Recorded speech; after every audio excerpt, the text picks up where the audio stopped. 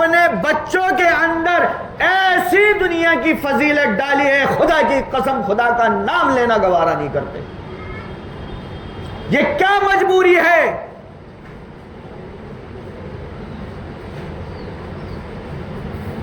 یہ کیا ہو گیا ہے آج قوم کو کہ اپنی اولادوں کو بڑی بڑی یونیورسٹیوں میں پڑھانے کے لیے راضی ہیں، لاکھوں کروڑوں روپے دینے کے لیے راضی ہیں، لیکن ایک مسجد میں امام پڑھا رہا ہے، ایک مسجد میں حافظ صاحب پڑھا رہے ہیں، ایک مسجد میں قاری صاحب پڑھا رہے ہیں، کوئی ہدیہ لیتا ہے، کوئی وہ بھی نہیں لیتا ہے، لیکن بھیجنا گوارا نہیں، وہ بھیک مانگ رہے ہیں۔ اپنی نسلوں کو بچا لو، آ جاؤ اپنی نسلوں کو بچا لو۔ تمہاری نسلوں کا ایمان بک گیا ہے اس وقت، بڑی بڑی ڈگریوں نے خرید لیا ہے، ان انگریزوں نے خرید لیا ہے، ان اسکول یونیورسٹیوں نے خرید لیا ہے، بچا لو۔ اور آج کل اسکول یونیورسٹیوں میں ہم دیکھتے ہیں جو زیادہ تر پڑھنے والے ہیں ان کے ذہن خراب ہو گئے ہیں۔ کیوں؟ وجہ یہی ہے انہوں نے کسی علماء کا دامن نہیں تھاما، وہ مکاتب میں نہیں جاتے، وہ مدرسے کی اہمیت نہیں سمجھتے، علماء کی اہمیت نہیں سمجھتے۔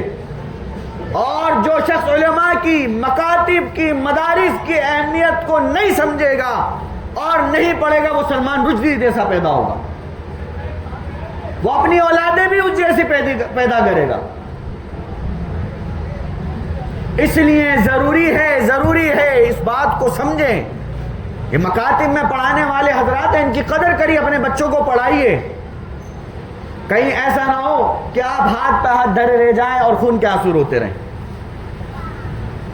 دینی تعلیم بہت ضروری ہے، دینی تعلیم ہوگی تو ایمان محفوظ رہے گا، آخرت بنے گی۔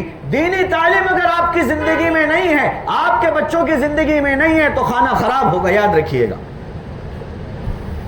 ہم اپنے بچے کی فکر تو لیتے ہیں، لیکن اپنے بستی کے بچوں کی، قوم کے بچوں کی فکر نہیں لیتے۔